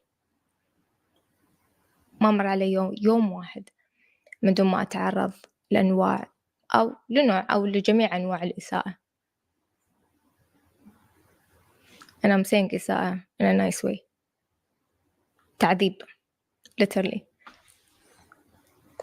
Yeah, I don't even remember one day. It was really bad. It was really bad. But it made me who I am today. What did he do? To get me through it مش ضروري بالديتيلز. Get me through it. أنت how did you fight it? How يعني شو اللي ساعدك لتخطيها؟ شو قد هي المصاعب؟ مين ما كان واقف حدك؟ No one. I have no idea how كيف طلعت من that life. I have no idea. I have no idea.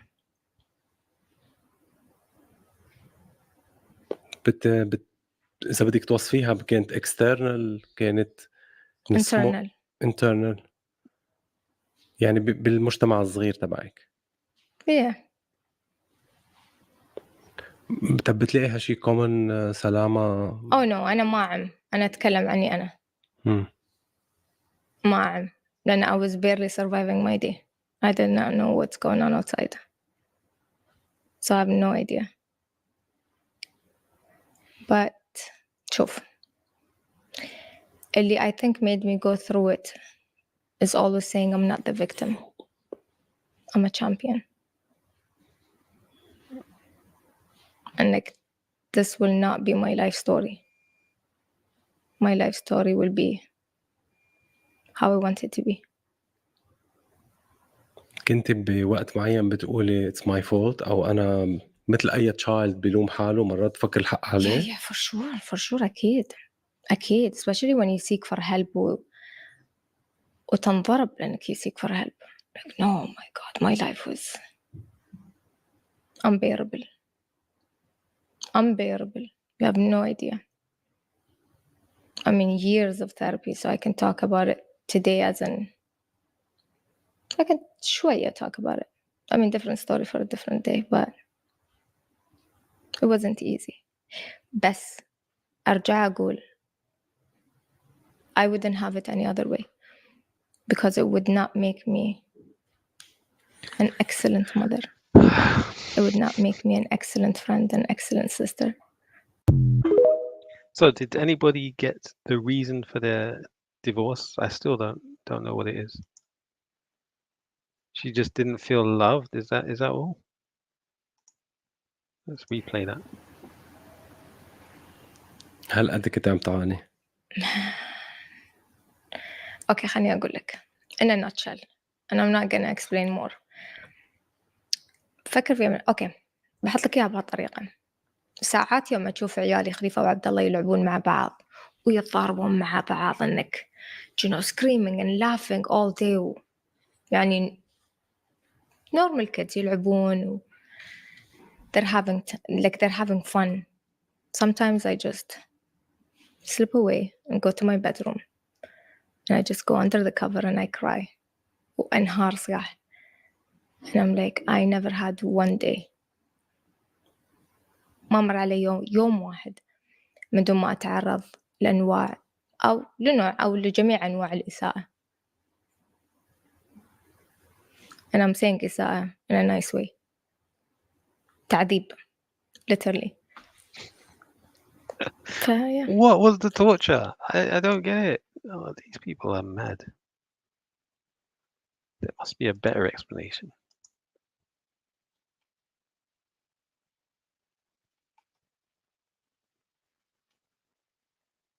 Maybe this one's got it. Präzision, Perfektion und Performance.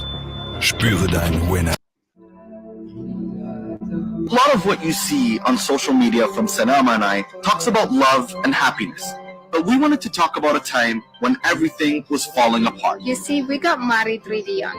I thought our marriage was going to look something like a romantic movie, but I was always at work. And I was busy building our home. We didn't spend time together. We even stopped talking to each other.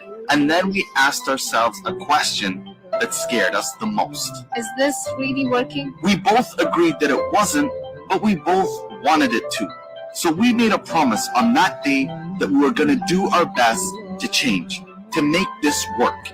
And that if it didn't, that we would both be at peace, going our separate ways, knowing that we gave this marriage everything that we had. Through this, we have realized that marriage isn't all about smiles and happiness. We realized that love doesn't grow by itself, that it takes two people to give their love to each other every single day.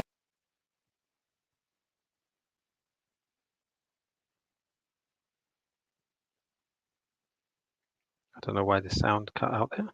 Schlagziele for heute. Jetzt und Nummer für kurze Still Zeit. no reason. Treat people with respect and dignity, man. You know? And no matter who someone is, no matter who they are, whatever it is you're into, you should treat them with respect and dignity. Even if they don't give you respect, you should treat them, yeah. Yes, wedge tea. And I felt that was dignity was taken away from me to be treated like that. Like what? So I got my fresh, tailored Kendora, went to the laundry, got it all steamed, ironed, everything. You know, like woke up in the morning. I put it in the car, like flattened it out so I wouldn't have to wear it in the car so it wouldn't get creased. So I wore what I'm wearing underneath, like a t-shirt and the wazar in the car. Like it was like a movie, kissing my wife on the head in the morning. She's still asleep. She's like praying for you, Khalid. Good luck. This is it. I feel it. Stuff. This is gonna be the thing. This is gonna be it. It's Ramadan. And when I checked on my kids, kissed them on the head. I was emotional as hell, man. It's like this has to work. There's only so much rejection any human can take. When I was at 8, I think I got there at 6:30.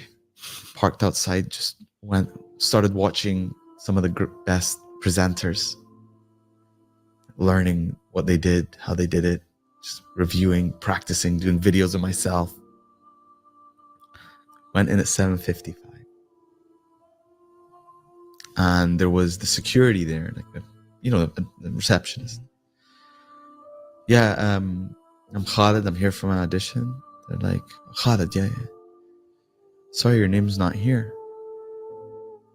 I'm like, I'm here for the audition. Like I was told.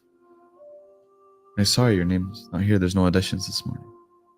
So I called the girl that I had talked to, who had set it up. I'm like, oh yeah, sorry, I forgot, man. I forgot. Can you just wait there? Like one of these editors walks in like half an hour later. You could tell he just woke up and was angry at me because I was probably the reason he woke up. Stood me in front of the monitor. Speak. All right, done. Out. Can I take a look at the edit? Yeah, come. Like, are you gonna do? No, yeah, this is what we're doing. Yalla, that's pretty much it. Went home. Got in the car. It was the most degrading. I've never felt so low.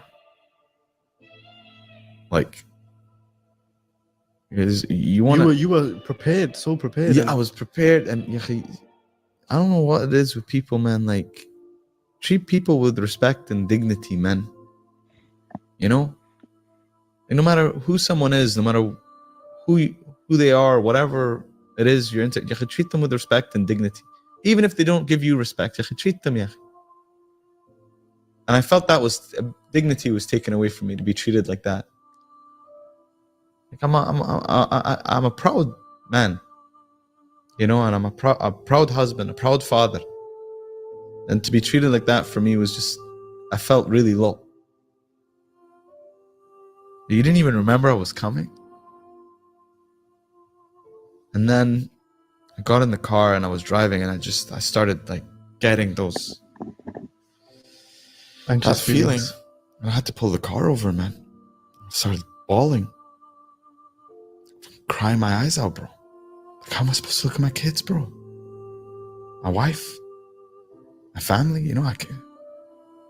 Like, it's one thing for me to suffer myself, but for them, they didn't do anything. This is my dream. Selfish, whatever you want to say, man. I felt that. Cried. Just got it out my system and then drove back home. Salama, how did it go? Yeah, we'll hear back. Hopefully hear back soon. Still don't know the reason why they divorced. It's been such a Treat people with respect and dignity, man. And no matter who someone is, no matter who they are, whatever it is you're into, treat them with respect and dignity. Even if they don't give you respect, treat them, And I felt that dignity was taken away from me to be treated like that. So I got my fresh, tailored Kendora, went to the laundry, got it all steamed, ironed. Heard that already.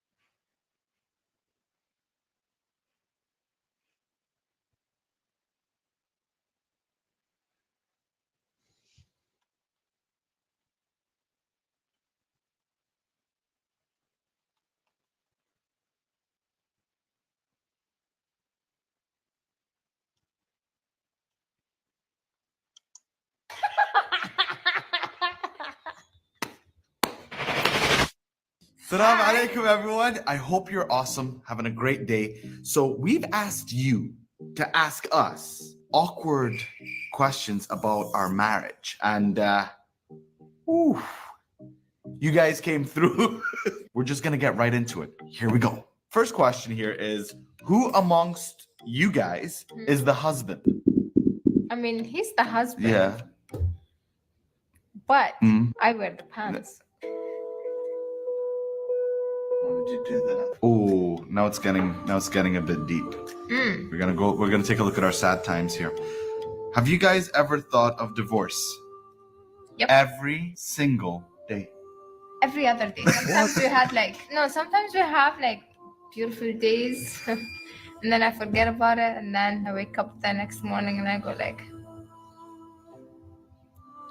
call the lawyer. No. I think to be perfectly honest, like I think we've discussed it like once, I know for sure, and No, twice, yeah. And you know, it was a really hard time in our lives. It's very dark times. Very dark times. I feel like every couple should go through some dark time just so they can emerge to the light kind of situation. And the fact that we were able to build from that, because if we got to that stage and we were still able to stay together, I think we can get through anything. Oh my God.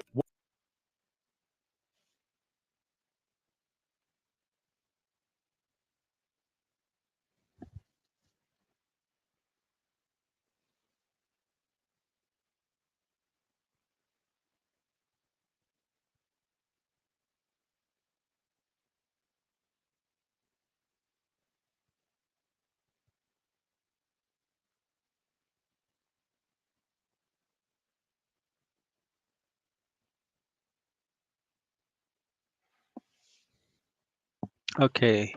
They knew that they will get divorced. Khalid and Amri discuss the divorce his wife.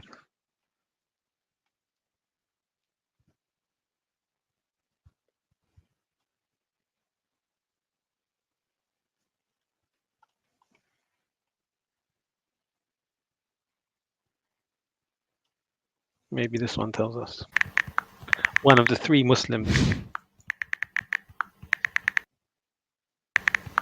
And do they still have a channel? I don't see anything from them anymore. We all know that Muslim influencer couple with hundreds of thousands of views. Muslim men and women by the flocks, calling them couple goals or the ideal Muslim marriage. And before you say you don't know them, I'm sure you'll recognize them when I play this video.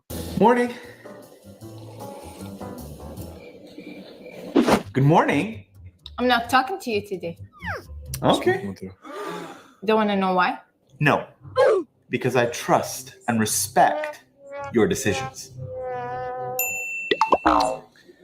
See what I did there, ladies and gentlemen? I used my brain to avoid the pain. Recently, there's been allegations of them divorcing because the wife went on a next man's podcast and said this. صعبة ما فينا نعيش بلا partners بالحياة. وشوف ما ترم الجنة من دون ناس ما تنداس.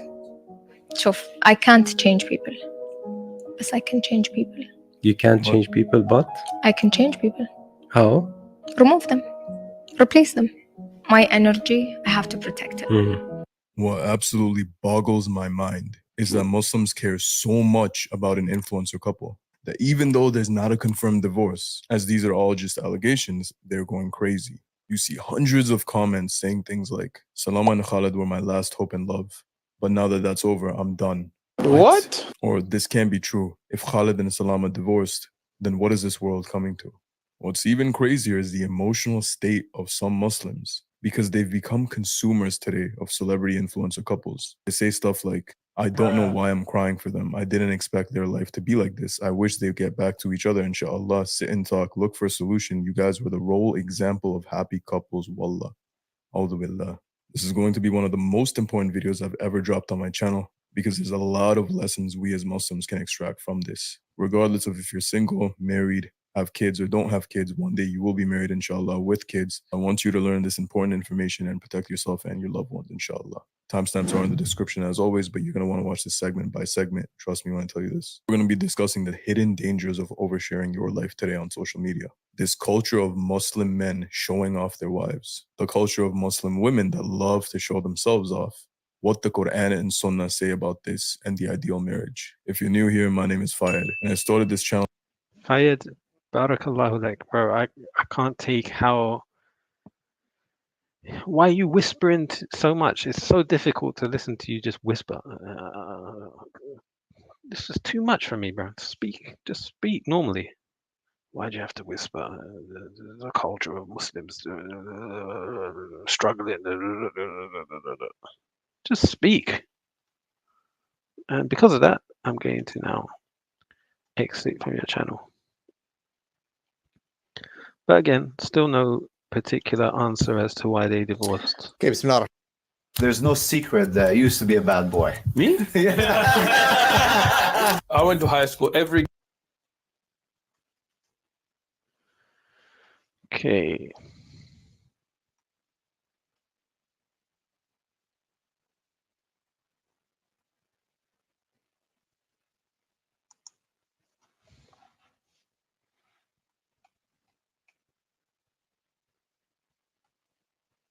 Were they even married in the first place?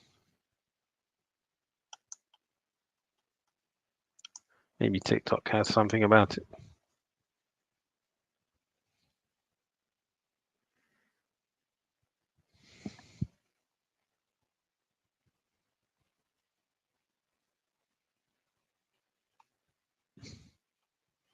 It was calling him a day youth. Oh, bro.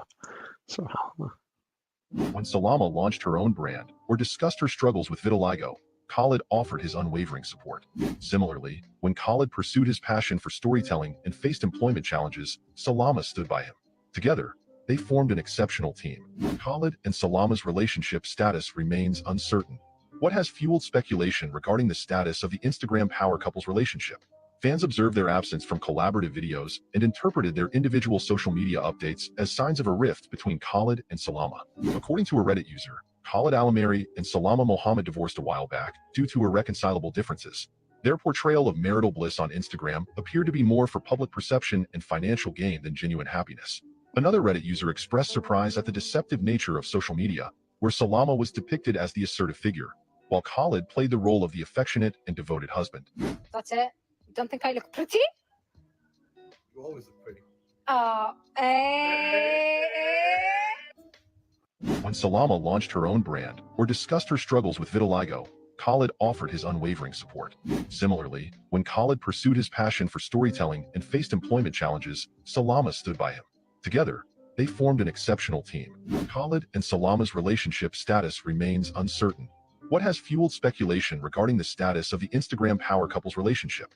Fans observed their absence from collaborative videos and interpreted their individual social media updates as signs of a rift between Khalid and Salama. According to a Reddit user, Khalid Alamari and Salama Mohammed divorced a while back due to irreconcilable differences. Their portrayal of marital bliss on Instagram appeared to be more for public perception and financial gain than genuine happiness.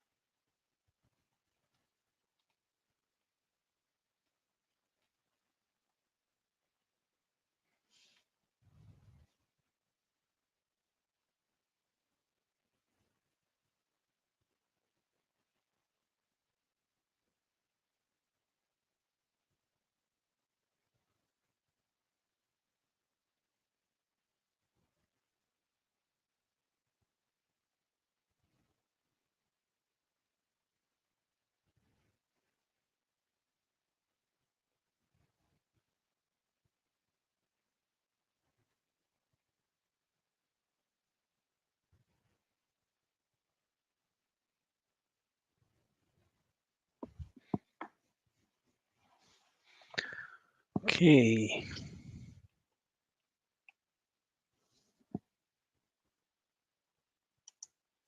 Salama and Khalid, please tell me you people are joking. What is going on? Before it was Falsy, Nancy, and Jay. Now Salama and Khalid. Salama. Salama and Khalid, please tell me you people are joking. What is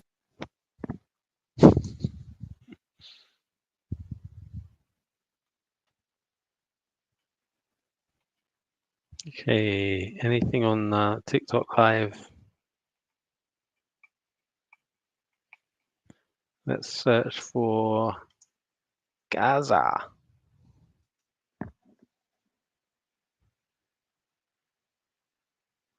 لا حول ولا قوة إلا بالله.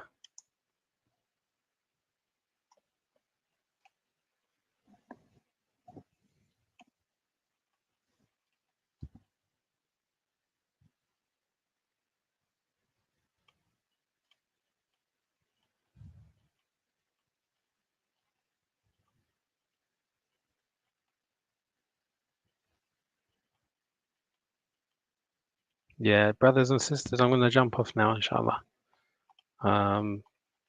Thanks for watching. Inshallah, we'll come back soon. صلى الله وسلم على نبينا محمد والسلام عليكم ورحمة الله.